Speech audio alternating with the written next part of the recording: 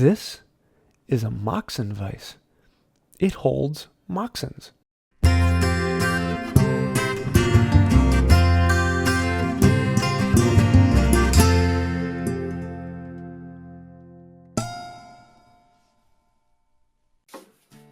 Let's start this project off with a piece of curly white oak. I think I do that quite a bit, but I like the stuff. Now, I really needed some white oak that was about 2 inches thick for the 2 chops. Unfortunately, I didn't have any of that. All of mine is 4/4 or a little bit, some of it as much as 5/4. But I decided to laminate together pieces for the front and back chop. To do that, I needed to make them perfectly flat, no curl, no twist, so that they would mate together nicely. Once I got them perfectly flat with the winding sticks and planes, I can then glue them together. Needing to make sure that there's enough pressure on these to actually squeeze the glue out all the way in from the middle. To do that, I ended up putting on, I think it was a total of 20-some clamps. But here I'm actually doing both the front and back chop at the same time. After coming out of the glue up, I can plane down one side and joint one edge, and joint that edge perfectly flat and smooth. This then becomes the reference surface that I can plane off the 2 sides and the ends to. Once I have the reference edge done, then I can cut it to length, and I ended up cutting off both ends so that they were nice and flat, and then plane down the 2 faces of the board. Sometimes with this much curl, the plane can be a pain, even when it's set up really well as a fine smoother. But this cabinet scraper just makes fine, quick work of this. And I love those curls from a cabinet scraper. Just a beautiful finish and a fun time.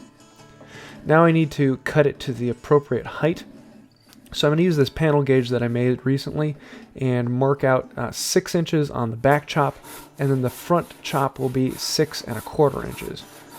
I can then rip that down to exactly where it needs to be on that marking gauge line.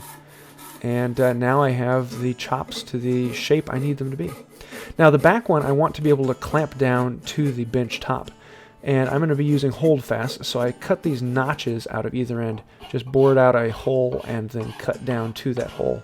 Then I can use rasps and files to clean the surface and make it nice and smooth and pretty looking. On the chops, on the front of the front chop and the back of the back chop, I ended up putting a heavy chamfer on all the edges just to make it look nice. I didn't put any chamfer in between the two so that they would mate nicely together. On the front chop, I needed to put a 45-degree edge all the way along the front top of it.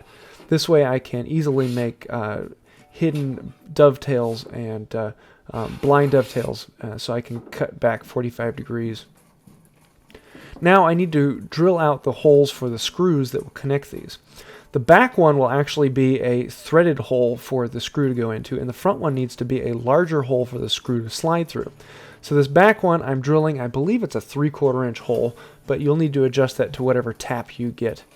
And then I'm only going far enough so that the screw just taps into the front one. I don't want to actually drill anything in the front one. Just enough so that I can start the next drill that is larger in the exact same place.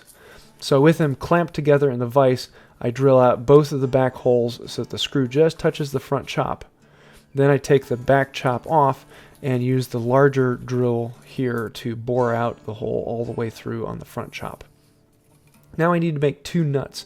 These will be what I actually tighten the Moxon vise down with. I've made a couple different ones in the past, and if you see the one I made for my kids, they were shaped kind of funky. This one I wanted to make them a little bit more basic. I'm just kind of playing with the design and seeing what I want. So I use a couple different saws to cut close to the shape I drew out. And then I'm going to be boring with the exact same bit that I used for the back of the chop and boring out a hole that I can then tap a little bit later. Once the hole has been tapped, I start smoothing out the shapes that were cut roughly using rasps and files and going finer file and finer file until eventually I'm smoothing it really nicely with a very fine file, getting a butter clean edge that just feels good all the way around.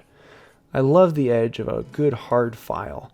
It leaves a smooth feeling on the wood. Next up, it is the screw. I need to make a screw that goes all the way through this. I'm using 1-inch oak dowel that I can then thread, and this is a screw box that has a cutter inside that is just basically cutting the thread as you go. It's very straightforward. As long as you oil it, it goes fairly well.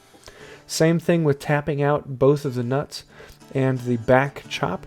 I just use the taps that come with the set and tap out the hole. A little bit of oil makes it go really well and slides nicely through the hole. Next up, I use the 2 screws that I cut and glue them into place. Once they have glued completely well, or overnight, I come in and smooth them out, and I've got a nice front face. At that point, the Moxon Vise is built, and it is time to finish it. And guess what I'm going to use? Boiled linseed oil and paste wax. And I love the way it is making this curly white oak look. It is just fantastic. I'm flabbergasted with how this came out. To hold fast, hold this in place very nicely, and it allows you to keep it flush to the front of the bench. It is very easy to put together, and then you can start cutting your dovetails. The front screws are fairly well flush to the front of the Moxon Vise, so they're not in the way. And this has an extreme amount of hold that is rather surprising. Works very, very well. And I am pleased with how it came out. Not too bad for an afternoon's worth of work and a bit of time having some fun. And I love the way that grain on this came out. It's just wild and crazy. A beautiful project I'm going to love using in the future. There's a Moxon Vise. It is a very simple build. You just have the back chop and the front chop, and then a screw and nut, and voila. There are a lot of kits out there that you can buy with wooden screws, but I find this to be just as easy. And honestly, the only thing special you really need is a tap and die. This is a 1-inch tap and die. I do have a link below on this particular set that I have. Fairly inexpensive and easy to buy. And yeah, you can do it. On this one, I did make slightly different handles. I made from my kids' Moxon Vise, which I'll have a link to that where you can see that video as well. And I made those a little bit different style, so I wanted to try something a little different. I think if I were to do it again, I'd do it like the ones on my kids' Workbench. But for now, these work great. And I know I'll have a lot of questions about, ooh, do you have enough force in this? Is there enough clamping pressure? This will provide far more clamping pressure than I will ever use. It is extremely strong and will, yeah, it will crush your hand if you put it in there. It will hold boards and they will not slip. Other things will slide, whether you're hold fast, or other things will slide far before this will slide. And yeah, not a problem. So this is a Moxon Vise.